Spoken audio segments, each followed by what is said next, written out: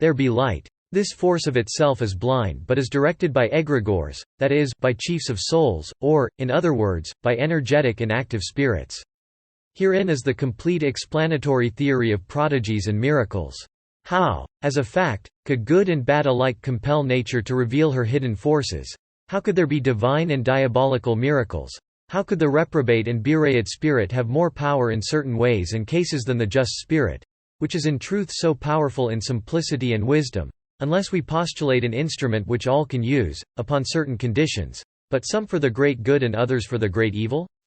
Pharaoh's magicians accomplished at first the same miracles as Moses. The instrument which they used was therefore the same. The inspiration alone differed. When they confessed themselves conquered, they proclaimed that, for them, human powers had reached their limit, and that there must be something superhuman in Moses. This took place in Egypt, that mother of magical initiations, that land where it was all occult science, hierarchic and sacred instruction. Was it, however, more difficult to make flies appear than frogs? No, assuredly. But the magicians knew that the fluidic projection by which the eyes are biologized cannot proceed beyond certain bounds, and these had been passed already by Moses. A particular phenomenon occurs when the brain is congested or overcharged by astral light. Sight is turned inward, instead of outward. Night falls on the external and real world, while fantastic brilliance shines on the world of dreams. Even the physical eyes experience a slight quivering and turn up inside the lids. The soul then perceives by means of images the reflection of its impressions and thoughts. This is to say that the analogy subsisting between idea and form attracts in the astral light a reflection representing that form, configuration being the essence of the vital light. It is the universal imagination, of which each of us appropriates a lesser or greater part according to our grade of sensibility and memory. Therein is the source of all apparitions, all extraordinary visions and all the intuitive phenomena peculiar to madness or ecstasy. The appropriation or assimilation of the light by clairvoyant sensibility is one of the greatest phenomena which can be studied by science. It may be understood in a day to come that seeing is actually speaking and that the consciousness of light is a twilight of eternal life and being. The Word of God Himself, who creates light, and is uttered by all intelligence that conceives of forms and seeks to visualize them. Let there be light. Light in the mode of brightness exists only for eyes which look thereon, and the soul enamored with the pageant of universal beauty, and fixing its attention on that luminous script of the endless book which is called things manifest, seems to cry on its own part, as God at the dawn of the first day, the sublime and creative words, Fiat lux. We do not all see with the same eyes, and creation is not for all the same in color and form. Our brain is a book printed within and without, and with the smallest degree of excitement, the writing becomes blurred, as occurs continually in cases of intoxication and madness. Dream then triumphs over real life and plunges reason in a sleep which knows no waking. This condition of hallucination has its degrees. All passions are intoxications. All enthusiasms are comparative and graduated manias. The lover sees only infinite perfections encompassing that object by which he is fascinated. But, unhappy infatuation of voluptuaries, tomorrow this odor of wine which allures him will become a repugnant reminiscence, causing 1,000 loathings and 1,000 disgusts. To understand the use of this force, but never to be obsessed and never overcome thereby, is to trample on the serpent's head, and it is this which we learn from the magic of light. In such secrets are contained all mysteries of magnetism, which name can indeed be applied to the whole practical part of antique transcendental magic. Magnetism is the wand of miracles, but it is this for initiates only. For rash and uninstructed people, who would sport with it or make it subserve their passions, it is as dangerous as that consuming glory which, according to the allegorical fable, destroyed the too ambitious Semele in the embraces of Jupiter.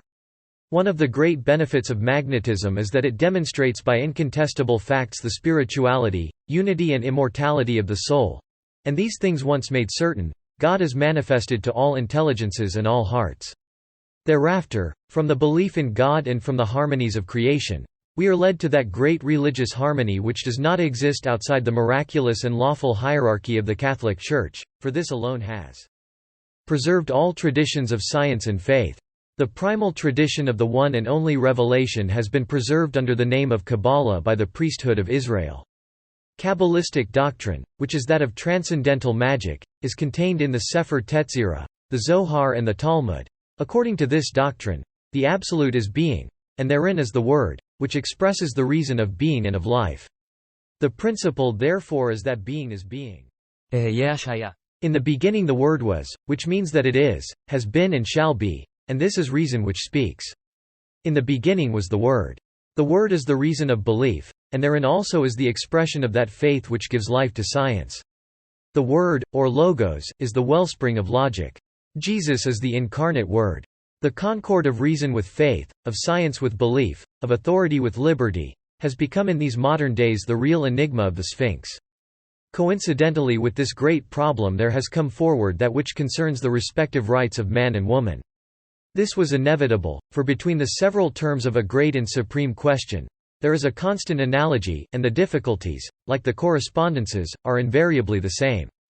The loosening of this Gordian knot of philosophy and modern politics is rendered apparently paradoxical, because in order to effect an agreement between the terms of the required equation, there is always a tendency to confuse the one with the other.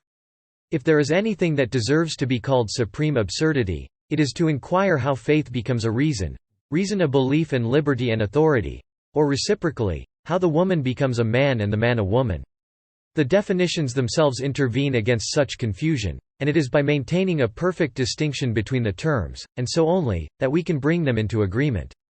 The perfect and eternal distinction between the two primal terms of the creative syllogism, for the demonstration of their harmony in virtue of the analogy of opposites, is the second great principle of that occult philosophy veiled under the name of Kabbalah and indicated by all sacred hieroglyphics of the old sanctuaries, as by the rites, even now understood so little, of ancient and modern masonry. We read in Scripture that Solomon erected 2 brazen columns before the door of his temple, one of them being called Jachin and the other Boaz, meaning the strong and the weak. These 2 pillars represented man and woman, reason and faith, power and liberty, Cain and Abel, right and duty.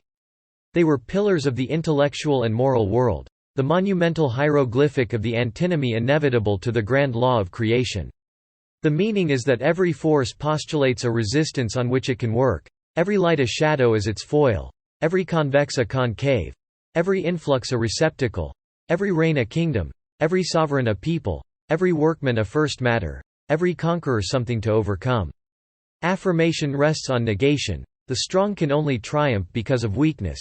The aristocracy cannot be manifested except by rising above the people. For the weak to become strong, for the people to acquire an aristocratic position, is a question of transformation and of progress, but it is without prejudice to the first principles. The weak will be ever the weak, and it matters nothing if they are not always the same persons.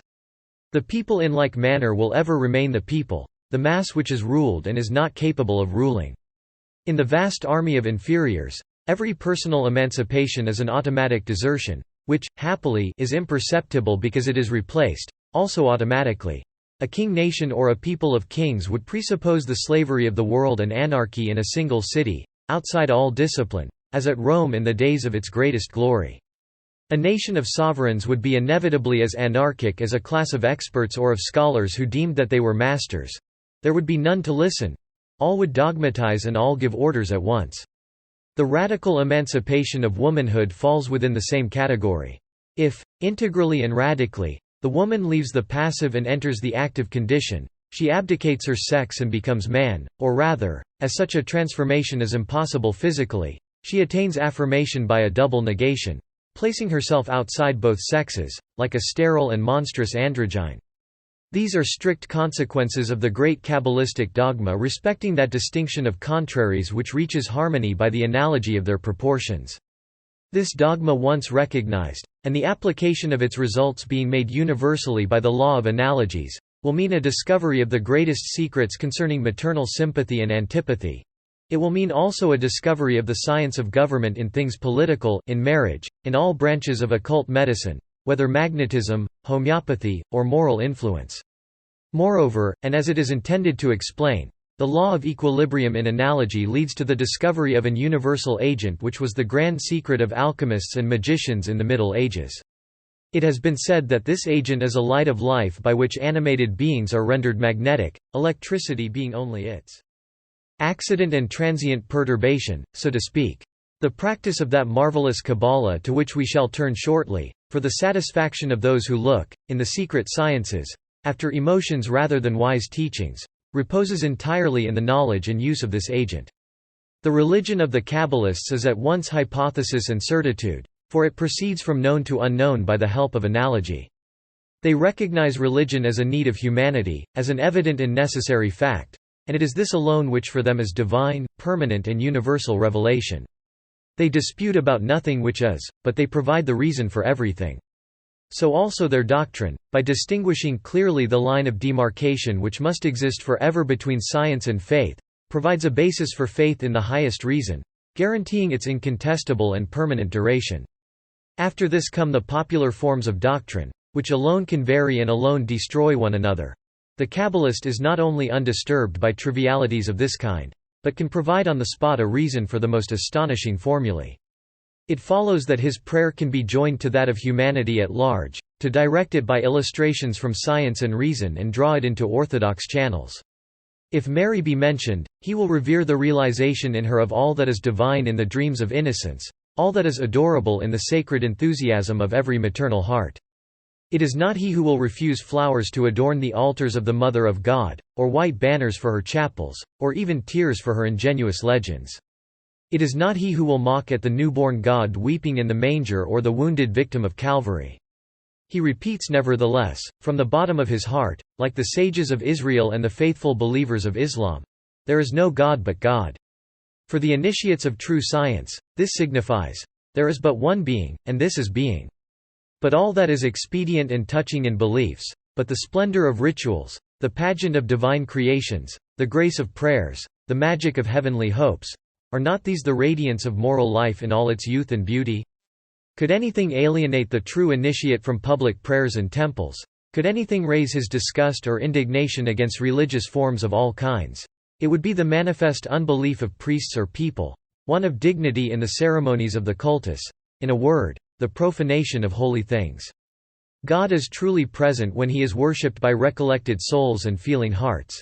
He is absent, sensibly and terribly, when discussed without light or zeal, that is to say, without understanding or love. The adequate conception of God according to instructed Kabbalism is that which was revealed by St. Paul when he said that to attain God we must believe that he is and that he recompenses those who seek him out. So is there nothing outside the idea of being, in combination with the idea of goodness and justice. These alone are absolute.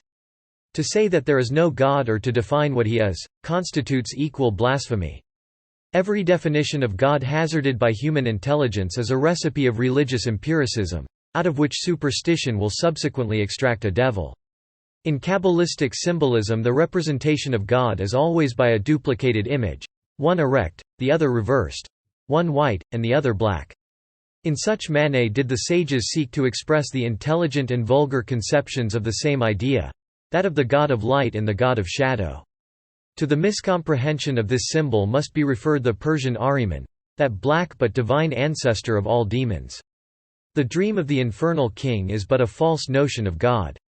Light in the absence of shadow would be invisible for our eyes, since it would produce an overpowering brilliance equal to the greatest darkness. In the analogies of this physical truth, understood and considered adequately, a solution will be found for one of the most terrible of problems, the origin of evil. But to grasp it fully, together with all its consequences, is not meant for the multitude, who must not penetrate so readily into the secrets of universal harmony.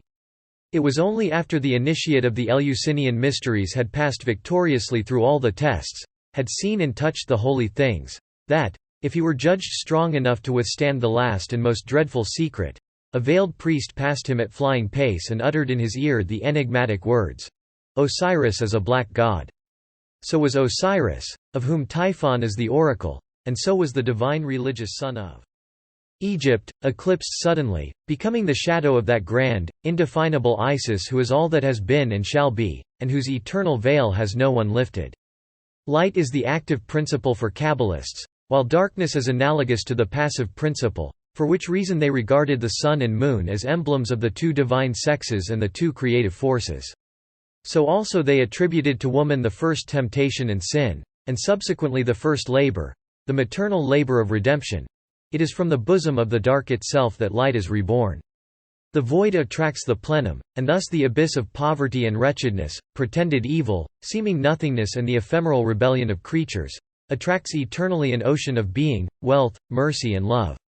This interprets the symbol of the Christ descending into hell after pouring out upon the cross all immensities of the most marvelous forgiveness. By the same law of harmony and the analogy of opposites, the Kabbalists explain also all mysteries of sexual love. Why is this passion more permanent between two unequal natures and two contrary characters? Why is there in love one always who immolates and one who is victim? Why are the most obstinate passions those the satisfaction of which would seem impossible? By this law also they would have decided once and forever the question of precedence between the sexes, as brought forward in all seriousness by the Saint-Simonism of our own day. The natural strength of woman being that of inertia or resistance, they would have ruled that modesty is the most imprescriptible of her rights, and hence that she must neither perform nor desire anything demanding a species of masculine boldness. Nature has otherwise provided to this end by giving her a soft voice, not to be heard in large assemblies, unless raised to a ridiculously discordant pitch. She who would aspire to the functions of the opposite sex must forfeit thereby the prerogatives of her own. We know not to what point she may arrive in the ruling of men, but it is certain at least that in reaching it she will lose the love of men and, that which will be more cruel for her, the love of children. The conjugal law of the Kabbalists furnishes further, by analogy, a solution of the most interesting and difficult problem of modern philosophy, being the agreement between reason and faith, authority and liberty of conscience, science and belief. If science be the sun, belief is the moon, a reflection of day amidst night. Faith is the supplement of reason in the darkness left by science before and behind it. It emanates from reason but can neither be confounded therewith nor bring it to confusion. The trespasses of reason upon faith or of faith upon reason are eclipses of sun or moon. When they come about, both source and reflector of light are rendered useless. Science perishes on account of systems which are no other than beliefs, and faith succumbs to reason. In order to sustain the edifice, the two pillars of the temple must be parallel and separate. When they are brought by force together, as Samson brought them, they are thrown down, and the whole building collapses on the blind zealot or revolutionary, whose personal or national resentment has destined him beforehand to death.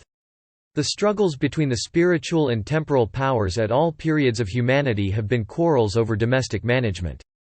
The papacy has been a jealous mother, seeking to supplant a husband in the temporal power, and she has lost the confidence of her children, while the temporal power in its usurpation of the priesthood is not less ridiculous than a man who should pretend to know better than a mother how to manage the home and nursery.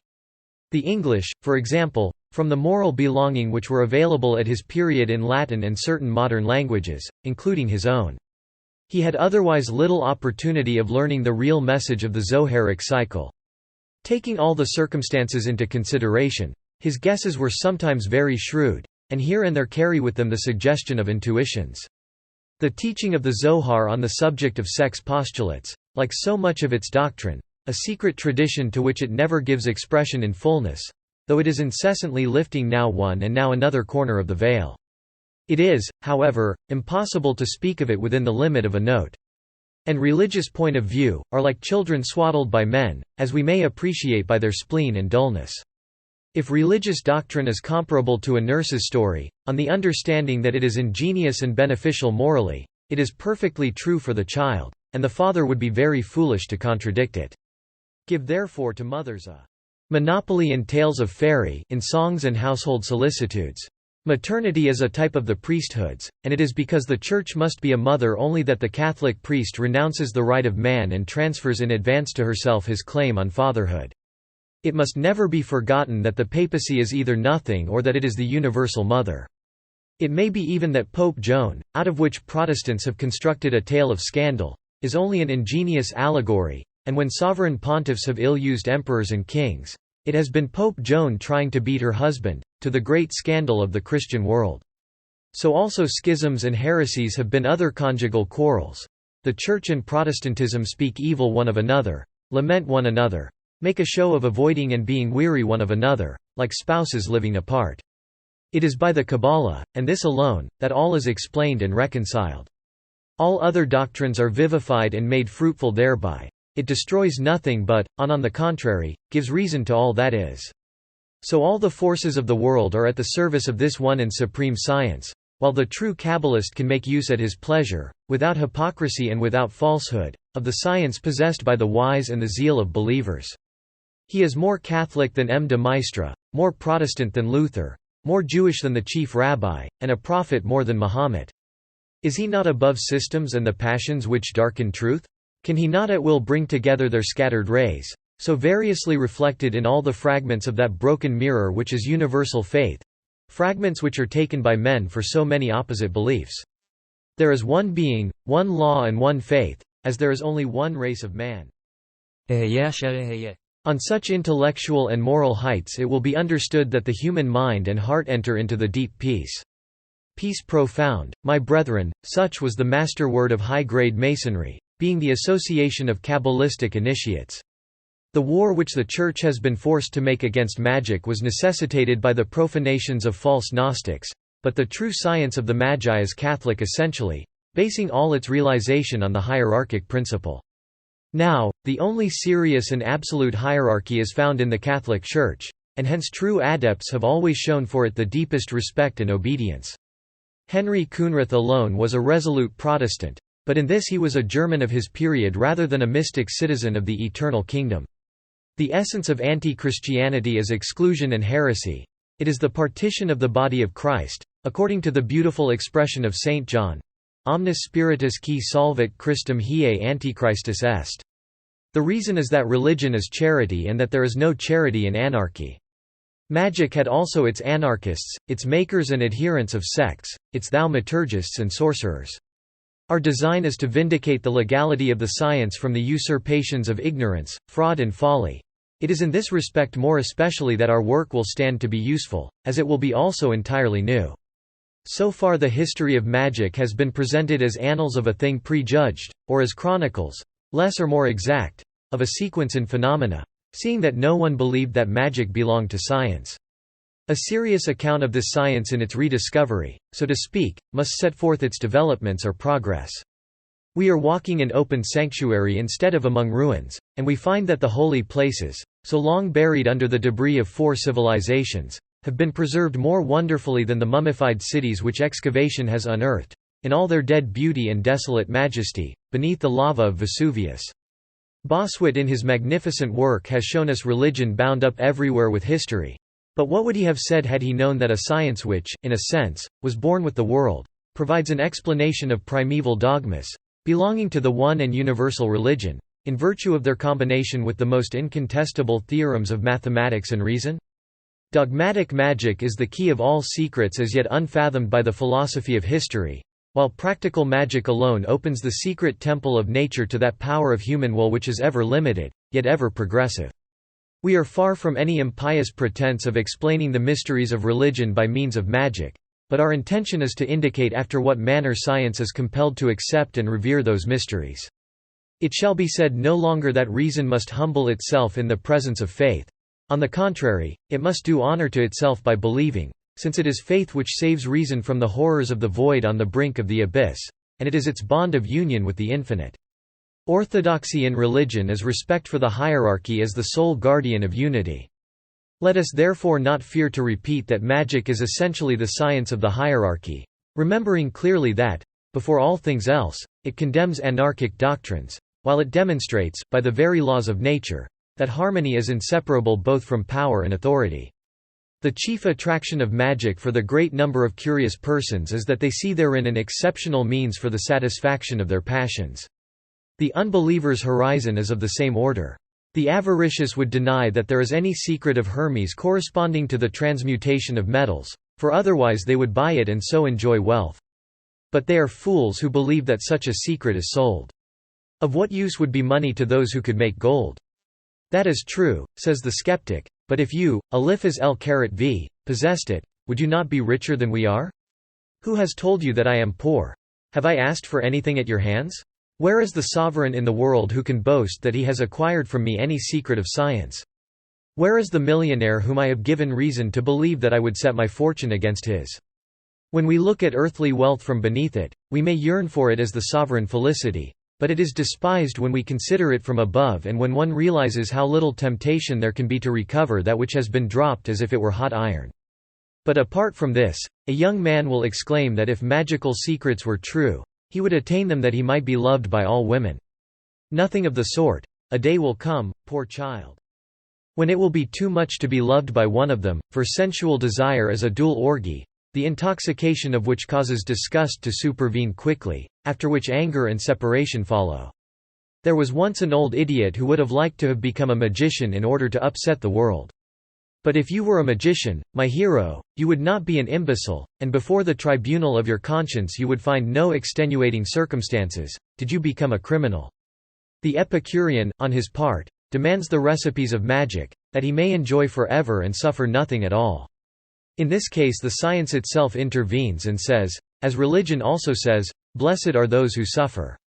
But that is the reason why the Epicurean has lost faith in religion. Blessed are those who mourn, but the Epicurean scoffs at the promise. Hear now what is said by experience and by reason. Sufferings test and awaken generous sentiments. Pleasures promote and fortify base instincts. Sufferings arm against pleasure. Enjoyment begets weakness in suffering. Pleasure squanders, pain ingarners.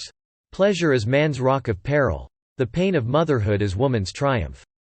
Pleasure fertilizes and conceives but pain brings forth. Woe to him who cannot and will not suffer, he shall be overwhelmed by pain. Nature drives unmercifully those who will not walk. We are cast into life as into an open sea. We must swim or drown. Such are the laws of nature, as taught by transcendent magic. And now reconsider whether one can become a magician in order to enjoy everything and suffer nothing.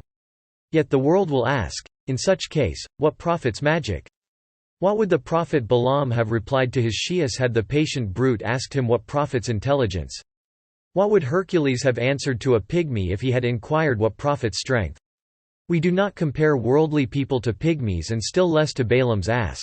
It would be wanting in politeness and good taste. We say therefore, with all possible graciousness, to such brilliant and amiable people, that for them magic is absolutely useless, it being understood further that they will never take it seriously. Our work is addressed to souls that toil and think. They will find an explanation therein of whatsoever has remained obscure in our doctrine and ritual. On the pattern of the great masters, we have followed the rational order of sacred numbers in the plan and division of our works, for which reason this history of magic is arranged in 7 books, having 7 chapters in each. The first book is dedicated to the sources of magic. It is the genesis of that science, and we have provided it with a key in the letter Aleph, expressing Kabbalistically the original and primal unity. The second book contains historical and social formulae of the magical word in antiquity. Its seal is the letter Beth, symbolizing the duad as an expression of the word which realizes the special character of the Gnosis and occultism.